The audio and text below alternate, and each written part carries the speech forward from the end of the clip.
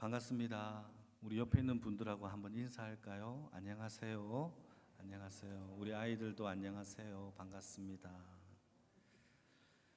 오늘은 마태복음 5장 말씀을 통해서 영광교회라는 제목으로 주의 말씀을 증거하겠습니다. 여러분, 마태복음에서 가장 중요한 가르침이 하나 있다면 마태복음 5장, 6장, 7장에서 걸쳐지고 있는 상산수훈의 말씀이 가장 중요한 말씀 중에 말씀일 겁니다. 예수님은 첫 사역을 어디에서 시작했느냐 하면 갈릴리 도시의 가운데 가버나움이라는 마을에서 예수님은 사역을 첫 시작하셨어요.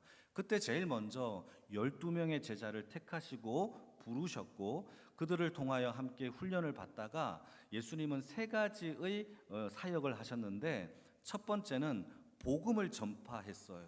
두 번째는 하나님의 나라가 어떤 나라인지를 가르치셨어요. 그리고 세 번째는 병든 자들을 고치시는 사역을 하셨습니다. 첫 번째는 복음을 전파하셨고, 두 번째는 하나님의 나라를 가르치셨고, 세 번째는 아픈 병자들을 고치셨어요. 그러자 너무 많은 사람들이 예수님의 복음과 가르침과 병 고침에 너무 놀라고 그 말씀에 아멘 하면서 많은 사람들이 따라다니기 시작했어요.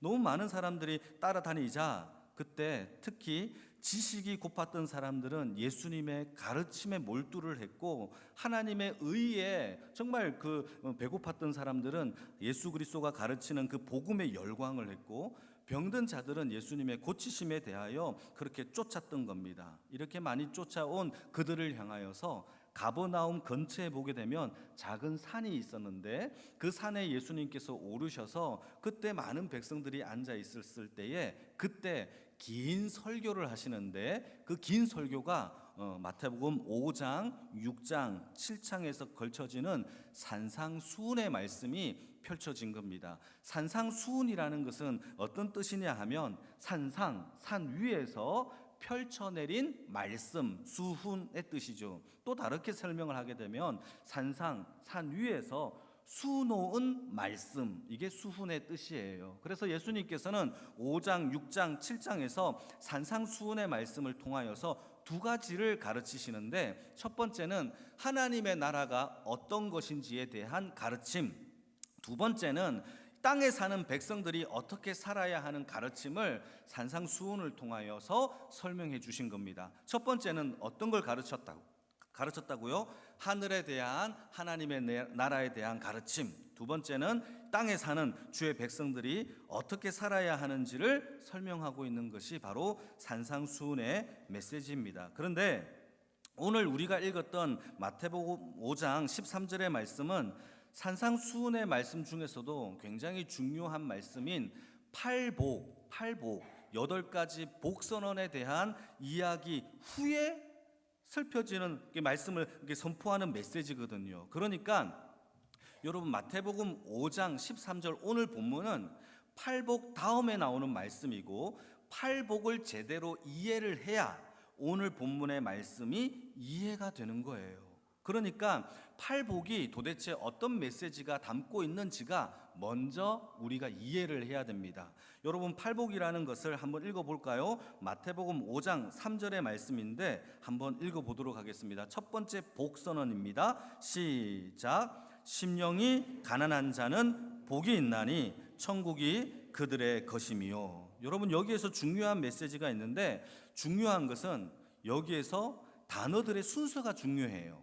한글로 보게 되게 되면 한글의 순서는 어떤 단어가 가장 먼저 나왔어요? 심령이, 푸뉴마티라는 단어가 제일 먼저 나왔는데, 그런데 헬라어의 원어 오리지널 텍스트를 보게 되면 그게 먼저 나온 게 아니에요. 제가 사진을 좀 준비했는데 보시게 되면은 제일 먼저 나오는 단어가 마카리오이라는 단어가 제일 먼저 나와요. 이 마카리오이라는 단어가 무슨 뜻이냐 하면 복이 있다라는 단어예요.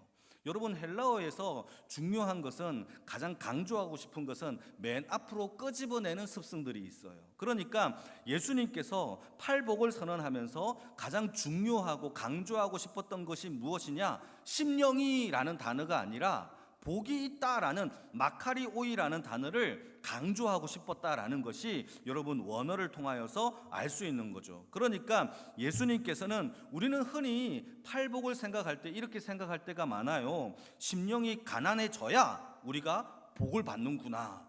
복 받기 위해서는 우리가 심령이 가난해져야 되겠네? 라고 이해하기가 쉽단 말이죠. 그런데 예수님께서 말하고 있는 이 팔복은요, 이 땅의 성도들은 이미 복을 받은 존재인 줄 믿으시길 축복합니다. 우리는 복 받기 위하여 쫓아가는 인생이 아니라 성경에는요, 이미 우리가 하나님의 복을 받았대요. 그러니까 복 받은 주의 자녀들이 이 땅을 살아갈 때에 어떻게 살아가야 되는지에 대한 복선언을 설명하고 있는 것이 바로 팔복의 내용인 겁니다. 그래서 제일 먼저 설명하고 있는 것이 마카리오스, 마카리오이라는 이 복이 있다라는 단어를 먼저 선언한 거죠. 여러분, 이걸 조금 더 쉽게 설명해 볼게요. 팔복의 이야기는 우리가 예수님께 순종을 하면 복을 받는다라는 개념이 아니에요. 우리가 이미 복을 받았기 때문에 주의 자녀로서 하나님의 말씀에 순종하는 것이다 라고 이야기하는 거죠. 여러분 믿으시면 아멘. 우리는요 하나님의 자녀이기 때문에 순종에 대한 결과가 나오는 거예요. 그러니까 순종하여서 복 받겠다라는 게 아니죠. 순종해서 자녀가 되는 게 아니에요. 더 쉽게 설명하자면 우리 주일학교 아이들이나 중고등부 학생들에게 한번 물어볼게요. 여러분, 우리 부모님에게 내가 순종을 해야 아들이고 딸입니까? 아니면 비록 좀 말썽을 피우고 공부를 조금 못하고 좀 그래도 좀 개구장이어도 우리가 아빠의 아들 딸입니까? 당연하죠. 우리가 비록 그렇게 하지 못해도, 순종하지 못해도, 어쩌면은 말썽을 피워도 우리가 하나님의 자녀라는 이 아들됨과 딸됨은 변함이 없는 거예요. 그러니까 다만 우리가 부모님의 아들이고 딸이기 때문에 부모님을 사랑하고 공경하고 순종하고 열심히 공부하는 것은 당연한 결론의 삶인 것이지, 우리가 딸이 돼야지, 아빠의 아들이 돼야지, 그렇게 하기 위하여 순종하는 개념이 아닌 것이 바로 팔복의 개념인 겁니다. 이것을 이해하신 분들은 아멘이죠. 우리는 하나님의 자녀인 줄 믿습니다. 그래서 그의 삶의 결론이 하나님의 자녀로서의 삶을 살아가는 거죠. 그런데 우리는 자꾸 이렇게 하나님께서 우리에게 복을 주셨다라는 사실을 자꾸 까먹어요. 자꾸 망각해요. 그래서 세상이 펼쳐놓은 이 복에 대하여 그 복을 쫓아갈 때가 더 많다라는 겁니다. 그러나 여러분, 성경에는요 창세 때부터 우리에게 하나님이 이미 복을 주셨어요. 창세기 5장 2절 말씀을 한번 읽어볼까요? 같이 한번 읽겠습니다. 시작. 남자와 여자를 창조하셨고 그들이 창조되던 날에 하나님이 그들에게 무엇을 주셨습니까? 복을 주셨어요. 그리고 그들을 사람이라고 일컬어 주신 겁니다. 여러분, 저와 여러분들은 이미 하나님께서 복 주신 주의 백성인 줄 믿으시길 축복합니다. 문제는요 여기서부터예요. 뭐가 문제냐? 세상이 말하고 있는 복과 성경이, 특히 예수님께서 우리에게 궁극적으로 주신 복은 차이가 있다라는 겁니다. 세상이 말하고 있는 복은 잘 먹고 잘 살고 성공하고 돈 많이 벌고 떵떵거리며 사는 것을 복으로 규정하고 있지만, 예수님께서 우리에게 주신 궁극적인 복은 우리가 이미 복받았기 때문에 하나님의 자녀로 살아가는 자의 삶은 심령이 가난한 것이 복이래요. 아멘입니까? 또 다른 사람들의 아픔에 대하여 함께 애통하는 것이 복이래요. 온유하게 기다리는 것, 의에 줄이고 목마른 것, 다른 사람들의 잘못을 긍휼히 여기는 것이 복이라는 거예요. 마음이 청결하고 화평을 도모하고 의를 위하여 고난과 핍박을 받는 것이 복이다라는 것을 선언하는 것이 바로 팔복의 뜻이라는 것이죠. 이렇게 팔복에 대한 의미를 깨닫고 내가 하나님의 자녀로서 팔복의 복선언처럼 살아가겠다라고 작정하는 사람들에게는 세상 가운데 두 가지의 특징이 나타나요. 스페셜 라이프가 나타나는데 두 가지 특징이 뭐냐? 그게 바로 오늘 본문이에요. 어떤 특징이 두 가지가 있는지 같이 한번 읽어보겠습니다. 13절과 14절입니다. 같이 시작. 너희는 세상의 소금이니 소금이 만일 그 맛을 잃으면 무엇으로 짜게 하리요? 후에는 아무 쓸데없어 다만 밖에 버려져 사람에게 밟힐 뿐이니라. 너희는 세상의 빛이라. 산 위의 동네가 숨겨지지 못할 것이요. 두 가지 특징이 뭐라고 되어 있나요? 첫 번째는 우리 보고 세상의 소금이라는 것과, 두 번째는 우리가 세상에 뭐라는 거죠? 빛이라는 거예요. 여러분, 소금을 한자말로 얘기하게 되면 소금 염자를 써요. 빛을 한자로 풀이하게 되면은 빛광자를 써죠. 이 두 단어를 합치면 어떤 단어가 되죠? 염광이 돼요. 그게 우리 교회 이름이에요. 할렐루야. 예, 너무 좋은 이름이죠. 예, 영광교회예요. 여러분, 주의 팔복에 대한 하나님의 자녀로서의 복받은 주의 백성들이 교회를 만들어 살아가는 주의 백성의 삶이 영광교회 성도의 삶이 되기를 주님의 이름으로 축복합니다. 그래서 오늘은요, 이 우리 교회의 이름인 소금과 빛, 그것이 도대체 성경에서는 어떤 의미가 있는지를 통하여 하나님의 은혜를 나누려고 합니다. 제일 먼저 소금에 대하여 함께 살펴보겠습니다. 여러분, 소금에는요 두 가지 기능이 있어요. 두 가지 기능. 첫 번째는요 맛을 내는 기능이 있고, 두 번째는 부패를 방지하는 기능이 있어요. 이게 교회고 성도예요. 다시 한번, 소금은 맛을 내는 기능이 있고, 아멘입니까? 두 번째는 부패와 썩는 것을 방지하는 기능이 있어요. 여러분, 첫 번째, 세상에 이 소금은 맛을 잃은 그 세상 가운데 맛을 되찾아주는 것이 바로 소금의 기능인데, 그게 성도이고 교회인 줄 믿으시길 축복합니다. 세상에는요 참된 기쁨이 없어요. 그들에게는 행복을 잘 몰라요. 하나님 앞에 평안, 그 샬롬의 능력을 세상 사람들은 누리지를 못해죠. 왜죠? 이 모든 평강과 기쁨과 샬롬은 어디 안에 있습니까? 주 안에 있기 때문이에요.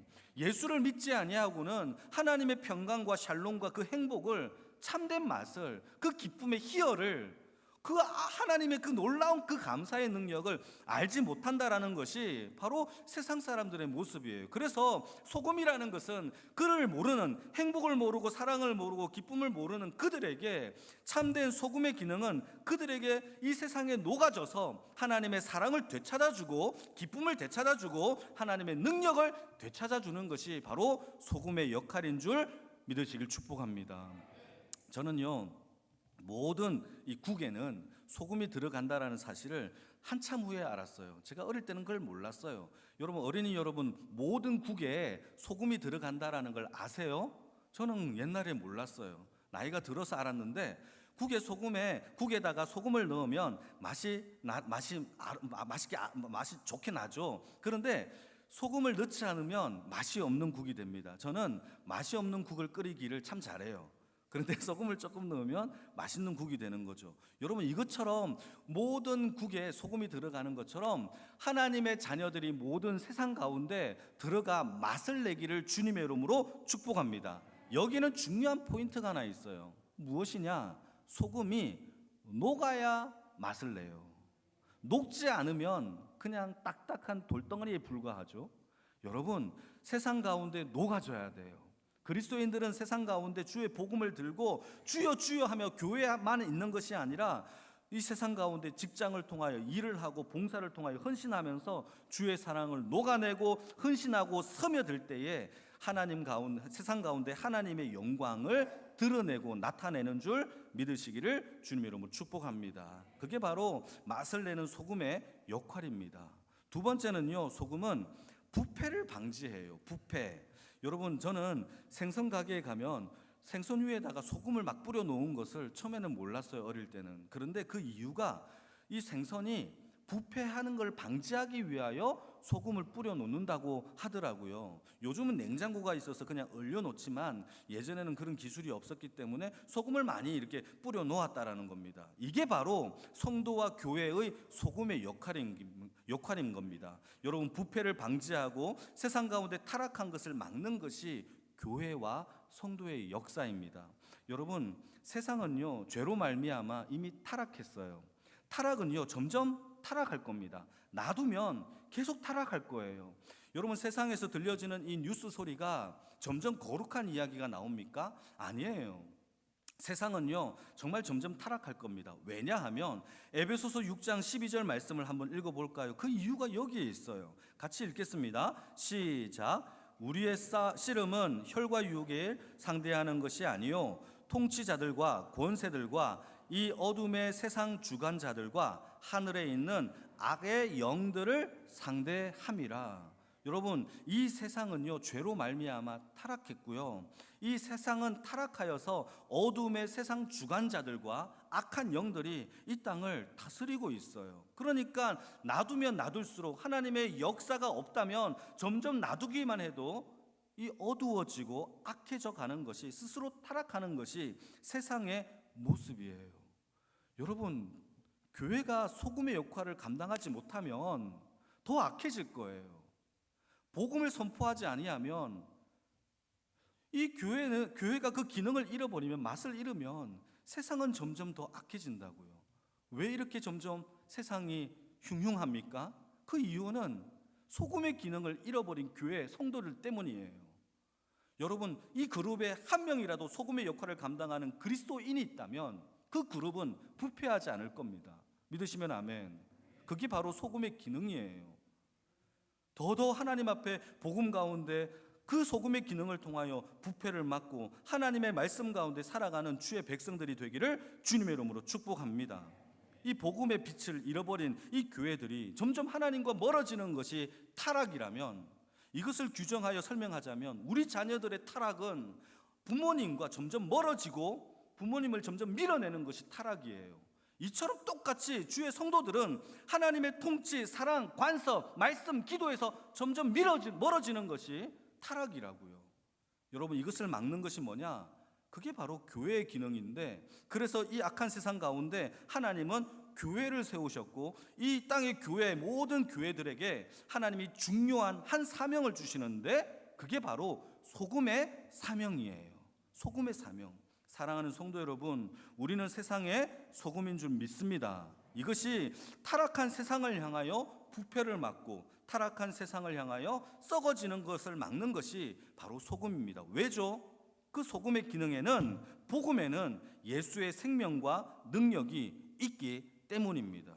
세상 앞에서 교회가 날마다 복음을 전파하고 하나님의 말씀 가운데 예배를 드림으로 세상 가운데 하나님의 진리가 무엇인지를 증거함으로 죄의 부패를 막는 주의 권속과 교회가 되어지기를 주님의 이름으로 축복합니다. 그게 바로 소금의 기능이에요.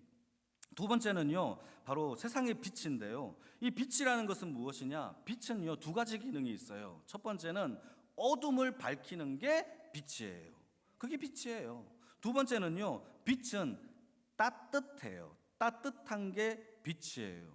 그래서 그리스도인들은 세상 가운데 세상을 밝히는 자들이고, 세상 가운데, 차가운 세상 가운데 따뜻함을 전해주는 사랑자가 바로 누구냐? 그리스도인이라는 것이 성경의 얘기입니다. 먼저 세상을 밝히는 빛을 한번 생각을 해보게 되면, 여러분, 빛은 칠흑 같은 어둠이라도 작은 불빛, 촛불 하나라도 있으면 그것을 밝혀내요. 참 신기하죠?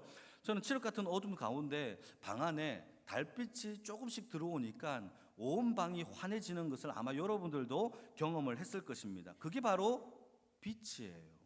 여러분, 세상의 어둠이 아무리 강력하고 아무리 능력이 있고 아무리 세다 할지라도 이 세상 가운데 가장 나약한 빛이라도 어둠을 이긴대요. 신기하죠? 이 세상이 아무리 어둡고 칠흑 같은 밤이라고 굉장한 능력을 가진 이 어둠이라도 이 세상 가운데서 가장 작은 불빛 하나도 이기지 못하는 것이 바로 어둠이고 빛의 능력인 겁니다. 하나님이 저와 여러분들을 무엇으로 불렀습니까? 빛으로 불렀어요. 그렇다면 무슨 뜻입니까? 이 어둠의 세상이 우리를 이길 수 있어요, 없어요? 아무리 나약한 빛이라도 우리를 이길 수 없는 것이 성경의 이야기입니다. 우리는 세상의 빛입니다. 세상이 우리를 절대로 이길 수가 없어요. 그게 성경의 얘기예요. 우리가 세상의 빛이라면 반드시 우리 하나로 인하여 세상이 밝혀진다라는 사실을 믿으시기를 주님의 이름으로 축복합니다. 그렇다면 이 세상이 아무리 어두워도 이 세상을 밝힐 능력이 우리 안에 있고, 그리고 세상이 아무리 강력해도 우리를 이길 수 없습니다. 그 이유는 빛 되신 주가 저와 여러분들 안에 거하시기 때문입니다. 그 빛의 능력으로 살아가기를 주님의 이름으로 축복합니다. 두 번째는요, 빛이 가진 두 번째 특징은 바로 따뜻함이에요. 따뜻함.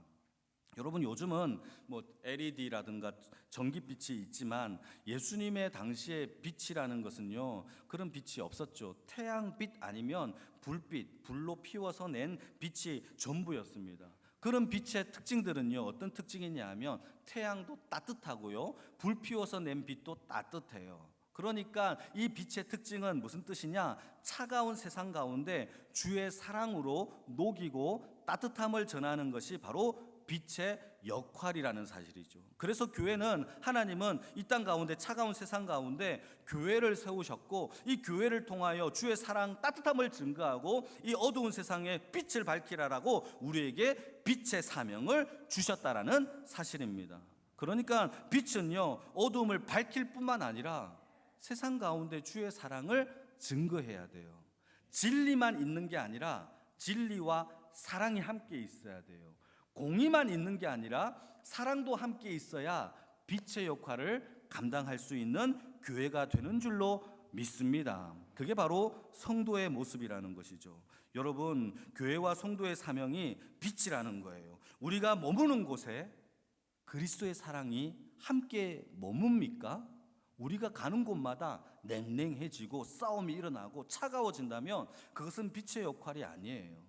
우리가 가는 곳마다 아무개 집사님, 아무개 성도님, 당신이 갈 때마다 따뜻함이 전해집니다, 온기가 전해집니다 라는 그런 말을 들을 수 있는 주의 백성들이 되기를 주님의 이름으로 축복합니다. 저는 그런 교회가 되기를 바라요. 이웃들에게 따뜻함이 전해지는, 말할 수 없는 감격이 전해지는 그러한 은혜가 있는 빛의 교회, 그게 바로 하나님이 이 교회를 세우신 주의 뜻인 줄 믿습니다. 그렇다면 우리가 왜 이런 빛의 역할을 감당해야 되느냐? 그게 바로 오늘 본문 16절의 결론입니다. 한번 읽어볼까요? 16절입니다. 시작. 이같이 너희 빛이 사람 앞에 비치게 하여 그들로 너희 착한 행실을 보고 하늘에 계신 너희 아버지께 영광을 돌리게 하라. 이게 바로 결론이에요. 여러분, 우리의 착한 이 빛의 행실을 통하여서 하나님께서 영광을 받으시기 때문에 우리가 빛의 역할을 감당해야 된다라는 것이 성경의 이야기입니다. 여러분, 한번 생각해 보게 되면 사실상 세상 사람들이 성경에서 저와 여러분들에게 소금이고 빛이고 얘기하니까 우리는 소금이고 빛이지만, 세상 사람들은요, 우리가 빛인 줄 어떻게 압니까? 우리를 본다고 해서 빛이네? 와, 소금이네? 알지를 못해요.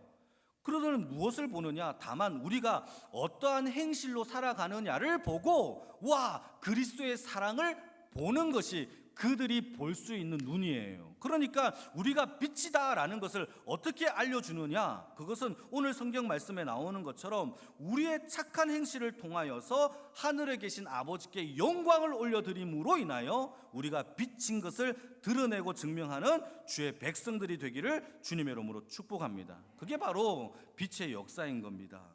여러분, 세상을 향하여 따뜻한 행동을 하면 세상은요, 그 따뜻한 행동을 통하여 예수님의 따뜻한 사랑을 비로소 볼 수 있는 거죠. 저와 여러분들이 그러한 따뜻한 사랑을 행실로 드러내어 하나님께 영광을 올려드리는 주의 백성들이 되기를 주님의 이름으로 축복합니다. 이게 바로 오늘 우리 교회의 이름인 영광, 소금과 빛의 이 교회의 이름이고, 이 착한 행실을 통하여 하나님께 영광을 올려드리는 우리 교회의 역할인 줄 믿습니다. 그로 인하여 우리 어린이들과 학생들과 모든 성도님들이 영광교회의 소금과 빛의 역사를 잘 감당하는 주의 백성들의 삶이 다 되어지기를 주님의 이름으로 축복합니다. 우리 같이 한번 기도하겠습니다.